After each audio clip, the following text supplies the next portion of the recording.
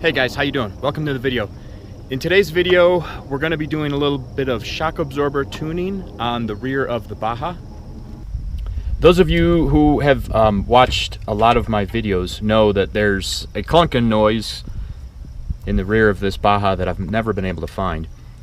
And one thing that I do know is right now my shock absorbers are so loose that the rear suspension kind of does what I call a ragdoll over, let's call it, small, sharp bumps.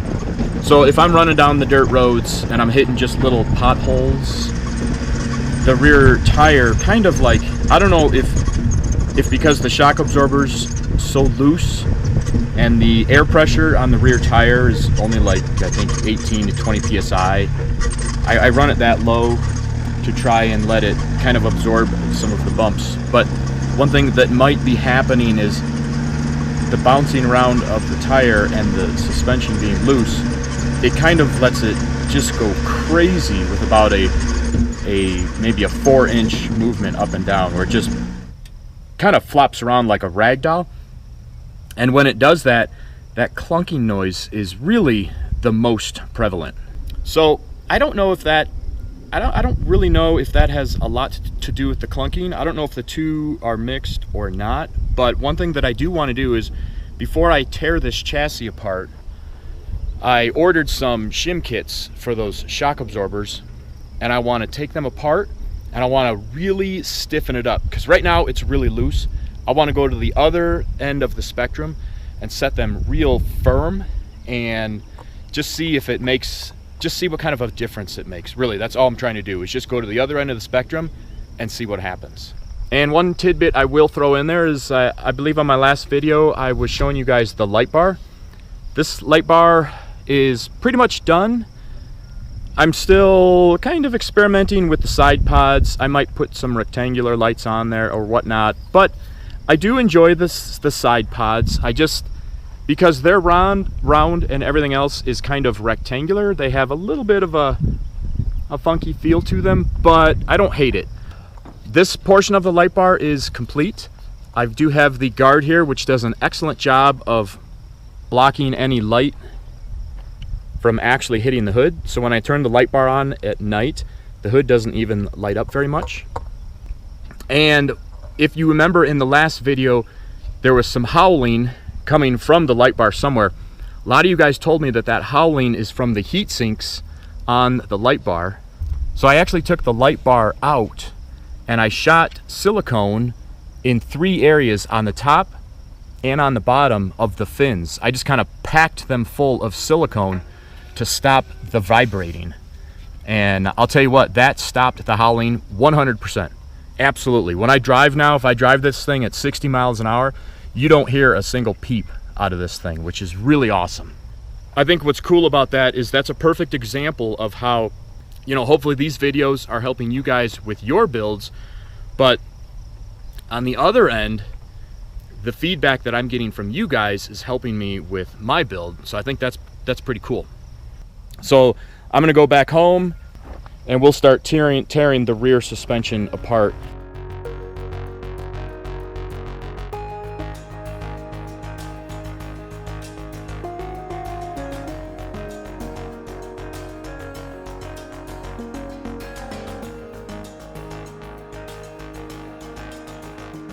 Okay, I got the shocks off the Baja down into the basement. What I'm going to do now is I'm going to measure the distance from the first ring here to the top of the shock, and I'm going to write that down. Then I'm going to spin these real loose. That'll release all the pressure from the springs, and then I'll be able to take the bottom collar off and slide the springs off of there. Then I'll vent off the nitrogen that's in there right now, and when I get then to the piston or the shim stack, then we'll measure those out so that we can tell exactly what's in here right now, because I don't know what's in here right now. And then we'll decide what shim stacks we're going to put in there.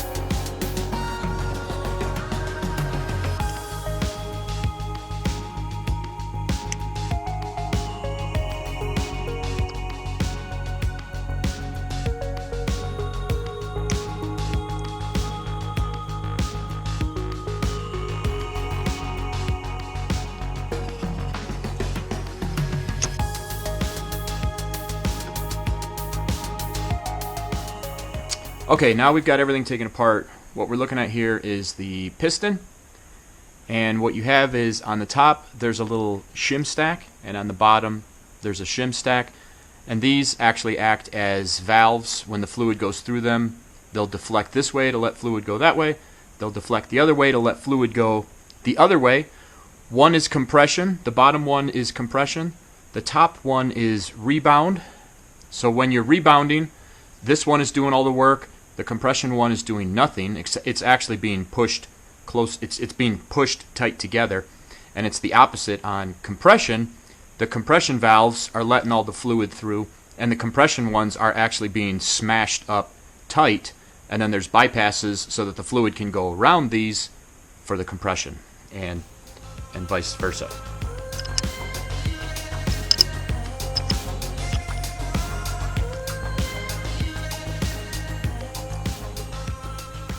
So like these plates are for my rebound, and you can see how they're different diameters, so they're kind of stacked, if you can see, and it's the same thing for the compression. I don't know what's on here right now, so what I'm going to do is I'm going to take these up to the bench. I'm going to take my micrometer and I'm going to measure their thicknesses and their diameters, and I've got the chart from Fox, and I'll be able to cross-reference on the chart and find out what stack I have for the rebound and what stack I have for the compression, and I'll look at what I have, and then I'll look at the chart to see how high I want to go.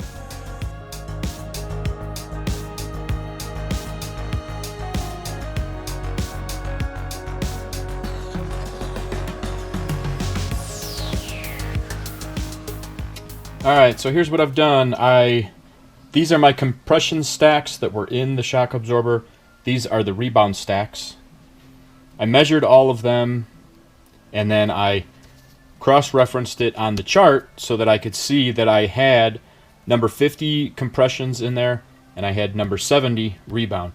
I'm going to leave the rebound. I'll put the 70s back in there because I'm okay with that.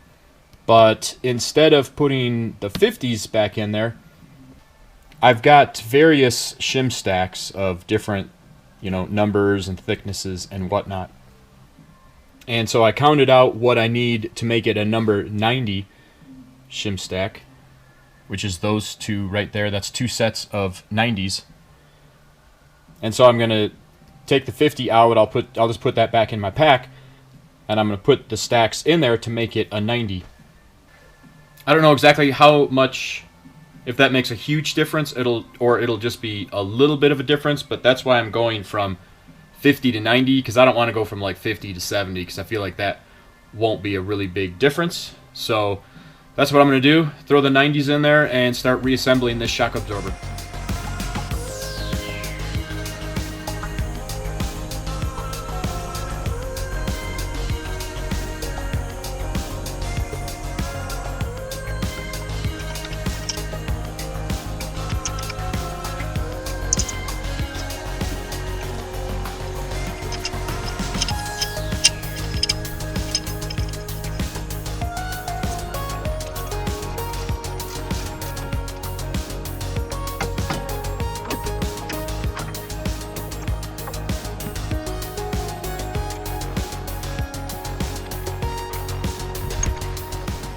What's up, guys? Here we are back in the same spot. I'm crouched behind the bug here because I'm trying to keep the camera out of the sun. When I left here this morning after I did this intro, I did exactly what I said. I went back to the house. I pulled off both shock absorbers.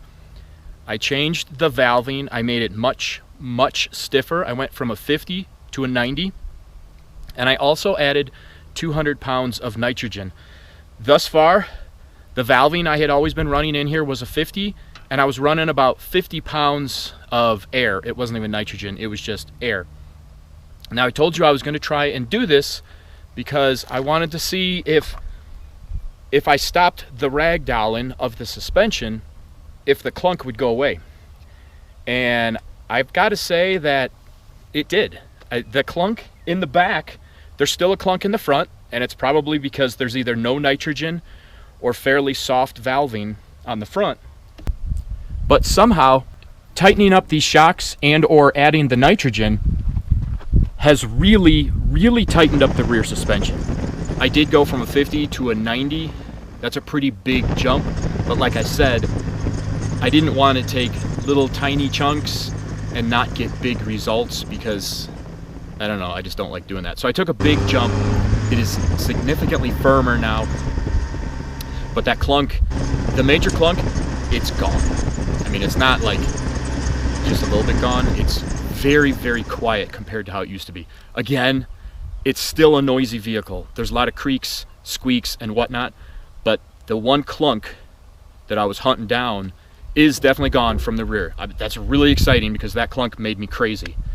It would be incredible if I actually was able to get it away from the front as well. So anyways, guys, thanks for watching the video. I hope some of this stuff is helping you or motivating you for some of your projects or whatever. And I hope to see you on the next one. Take care.